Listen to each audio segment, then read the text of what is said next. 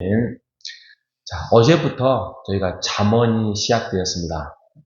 오늘 일사 말씀은 잠언 2장부터 4장까지 우리가 함께 살펴봅니다. 어제 시작됐지만 저희가 간단하게 잠언의 구성을 한번 살펴보기로 하겠습니다. 잠언이라는 뜻은 히브리어로 마샬이라는 뜻입니다. 이 마샬이라는 뜻이 뭐냐면 비교, 비슷함, 평행함이라는 뜻이 있습니다. 책을 읽다 보니까 그렇게 끝나였어요. 그래서 이게 무슨 뜻이지? 비교, 비슷함, 평행됨이라는 뜻인데 이게 무슨 뜻일까? 곰곰이 한번 생각을 해봤습니다.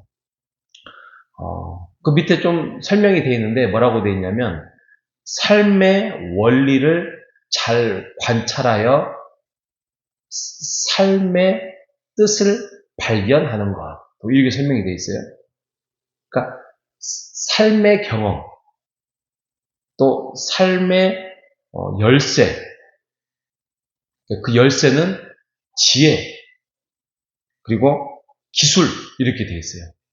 그러니까 솔로몬이 이 글을 썼을 때에 대부분 이제 솔로몬 썼잖아요. 썼을 때 이게 하나님의 말씀으로 생각은 하진 않았을 거 아니에요. 자기가 경험하고 생각하고 이게 삶의 노하우고 삶의 키워드고 라는 마음으로 이것을 기록을 했어요. 탈무드 이런 거겠죠. 그런데 이게 솔로몬의 지혜로 기록했던 지혜서가 하나님의 말씀이 된 겁니다. 이런 의미에서 마샬이었구나 이렇게 우리가 생각을 해봅니다. 그래서 1장의 초반 7절까지는 1장, 1장, 7장은 잠언의 목적을 말씀을 하고 있고 그 다음에 1장부터 9장까지가 젊은이들에게 아들들아, 아들아 이렇게 하면서 아들들이 이 말씀을 꼭 읽어서 너희들이 시행착오를 경험하지 않도록 왜? 그 시행착오를 충분히 솔로몬이 경험을 했기 때문에 너희들은 경험하지 말아라. 실패할 수 있고 함정에 빠질 수 있으니까 그러지 말아라 라고 되어 있습니다. 젊은이들에게 주는 잠언이 1장 초반부터 9장까지 말씀을 하고 있고 그 다음에 10장에서 29장까지가 솔로몬의 잠언이에요. 솔로몬의 잠언이 1, 2로 나눠졌는데 초반에 24절까지는 솔로몬이 쭉 했던 말씀이지만 25장부터 29장까지는 솔로몬의 했던 말들을 이렇게 정리해요. 히스기야의 신하들이 이걸 정리해서 기록한 것이 25장과 29장의 잠언입니다. 그리고 이제 30장은 아굴의 잠언, 그리고 31장은 르무엘 왕의 말들에서 마무리를 짓습니다. 언제 이 기록이 됐느냐? BC 950년에서 700년 경이라고 되어 있습니다. 솔로몬이 기록했던 때도 있지만 나중에 이것을 편집했던 내용이 있기 때문에 조금 폭넓게 한 150년 정도 간격이 있다는 거죠. 뭐니 해도 이 솔로몬의 그 잠언의 핵심 키워드는 지혜입니다. 지혜. 삶의 문제들을 다루는 것에 대해서 필요한 상식과 기본의 삶의 원리들을 솔로몬이 또 솔로몬의 그 외 사람들이 경험했던 것들을 그 시각으로 시나 비유나 여러 가지 질문이나 삶의 스토리나 격언들을 통하여서 정리해 놓은 말씀입니다. 그런데 이제 왕상 4장 32절에 보면 원래 3,000개의 잠언이 솔로몬에게 있었답니다. 그리고 1,005개의 그 노래가 솔로몬이 지은 노래가 있어요. 3,000개의 잠언과 1,005개의 노래. 네, 그 중에서 800개만 잠언서에 기록이 됐어요. 많이 기록이 안 된 거죠. 그리고 왕상 4장 29절에서부터 31절에 보면 하나님의 지혜, 하나님의 총명, 넓은 마음을 바다의 모래알 같이 솔로몬에게 주셨다라는 말씀이 되어 있고요. 그리고 동쪽이나 또 애굽의 모든 지혜보다 뛰어난 자가 솔로몬이었고 모든 사람보다 뛰어나서 그의 이름이 세상 망방곡곡에 알려졌다라고 왕상에 그렇게 기록이 되어 있어요. 그러니까 그 정도로 솔로몬이 하나님에게 은혜와 은사를 받은 사람이다라고 이야기를 하고 있습니다. 잠언의 목적은 1장 2절에서부터 6절까지 나와 있는데 한마디로 앞에서 말씀드렸던 것처럼 도덕적인 통찰, 삶의 분별력, 지적인 명철, 지식의 개발. 그래서 지혜와 훈계를 보완하는 거예요. 여기서 훈계라는 것은 어떻게 좀 이렇게 지침을 주는데 그게 가슴 아픈 말이라 할지라도 그것들이 올바른 길을 가게 하는 훈계죠. 그래서 이것이 훈련, 징벌, 징계라는 말과 큰 차이가 없습니다. 잠언의 주제는 1장 7절에 보면 이렇게 시작합니다. 여호와를 경외함이 지식의 근본이다.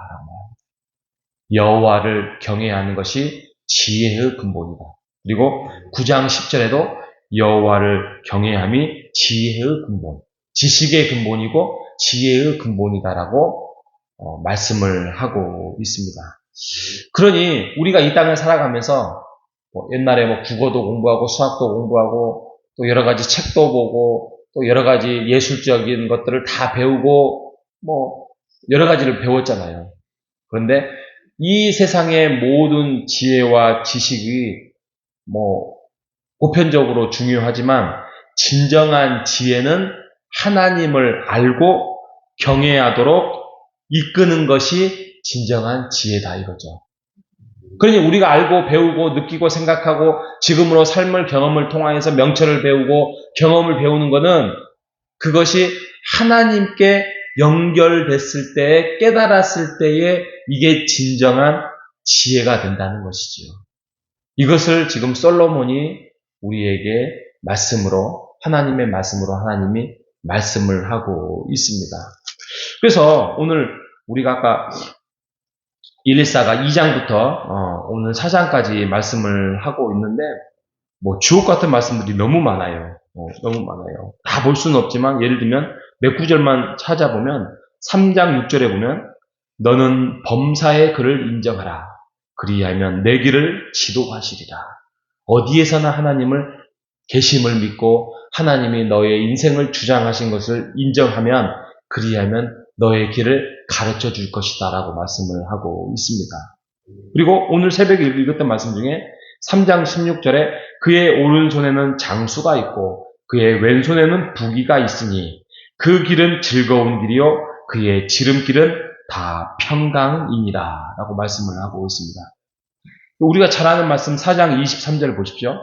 모든 지킬 만한 것 중에서 더욱 내 마음을 지키라.